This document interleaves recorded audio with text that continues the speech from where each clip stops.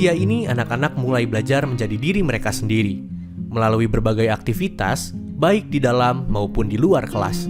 Mereka dilatih untuk mandiri, bertanggung jawab, dan tumbuh sebagai pribadi yang percaya diri. Belajar bertanggung jawab, mengambil keputusan, dan memahami arti kebersamaan. Assalamualaikum, perkenalkan, nama aku Adifa Medina dari SD Darut Tauhid kelas 4 Hodijah. Assalamualaikum warahmatullahi wabarakatuh. Perkenalkan, nama saya Muhammad Hasan Haikal dari kelas 6 Syafi'i.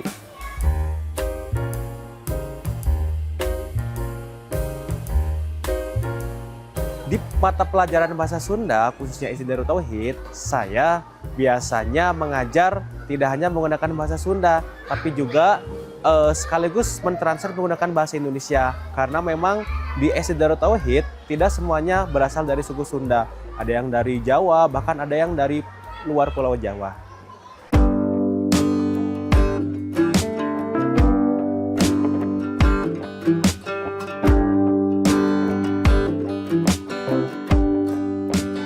Untuk di SD Darut Tauhid, apa sih yang membedakan SD Darut Tauhid dengan sekolah-sekolah lainnya ketika proses pembelajarannya? Nah, kebetulan di SD Darut Tauhid itu lokasinya ada di Eko Pesantren 1, yang mana lingkungannya itu sangat pendukung untuk anak-anak bermain.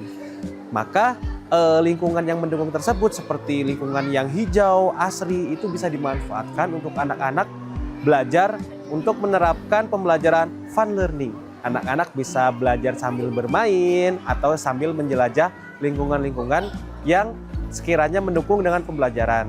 Salah satunya seperti pembelajaran bahasa Sunda, itu ada materi bagian kaulinan barudak yang bisa memanfaatkan lingkungan yang ada untuk anak-anak bermain sambil belajar bahasa Sunda.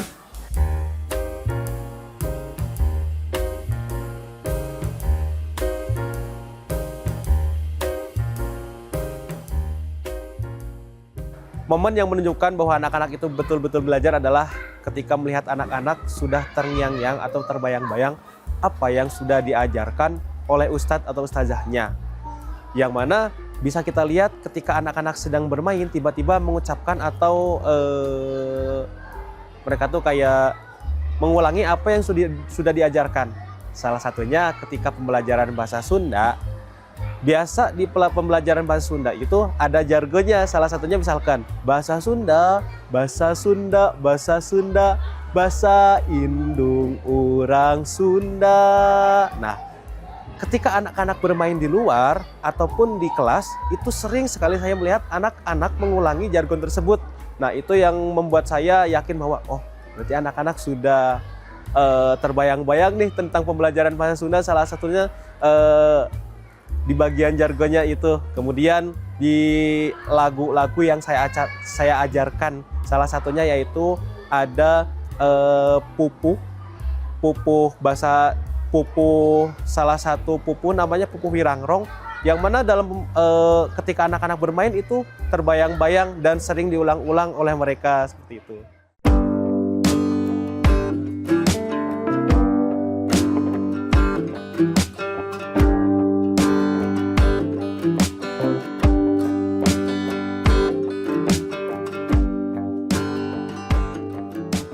Untuk tantangan terbesar mendidik anak seusia SD di masa sekarang adalah anak-anak zaman sekarang khususnya di SD itu sudah mengenal teknologi dan informasi yang tersebar itu sudah sangat cepat, dan bahkan kita bisa saja tertinggal informasi oleh anak-anak SD zaman sekarang gitu.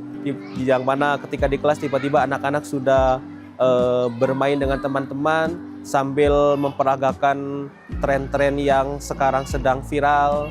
Nah, tugas kita adalah kita harus bisa meluruskan bahwa hal itu baik atau tidak baginya, dan kita harus senantiasa mengingatkannya. Kemudian tantangan selanjutnya adalah ketika kita mengajar anak-anak SD, kita harus bisa menyesuaikan diri dengan sikap yang berbeda-beda setiap anaknya. Ketika kita menghadapi satu anak dengan sikap yang seperti ini, kita harus bisa menyesuaikannya. Kemudian menghadapi anak yang lain, kita juga harus bisa menyesuaikan atau bisa mentreatment anak tersebut dengan treatment yang berbeda pula, seperti itu.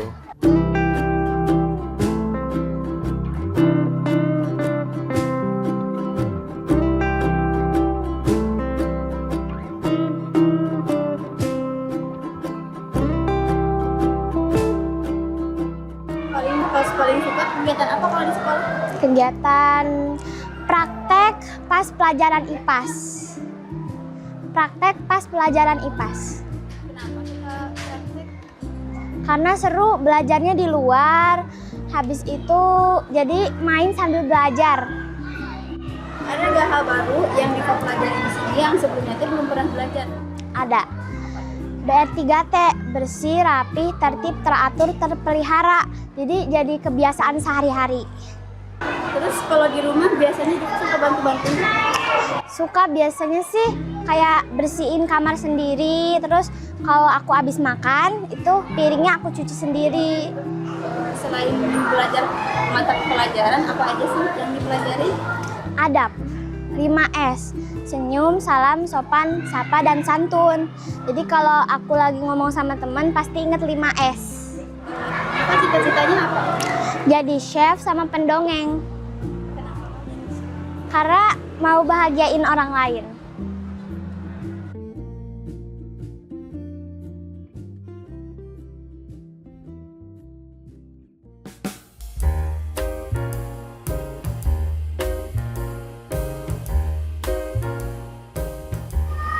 Ada nggak hal baru yang dipelajarin yang sebelum itu nggak dipelajarin di sekolah? Aslinya kalau hal-hal yang dasar dulu itu sebelum masuk sekolah pernah baca di buku. Cuman kalau mentalnya itu di sekolah dipelajari lebih detail gitu. Terus kalau di rumah biasanya suka ikut bantu-bantu orang tua nggak? Iya, Bantuin apa? kan punya adik bayi.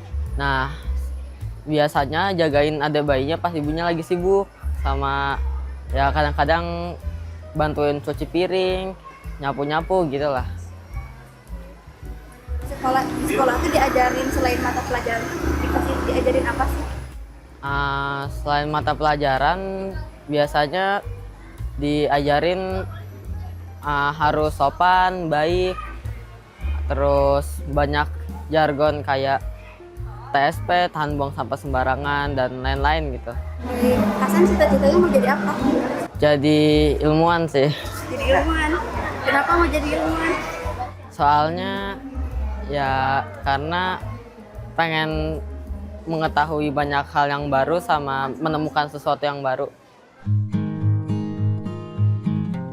Setiap proses yang dijalani hari ini perlahan membentuk pribadi yang siap menghadapi masa depan.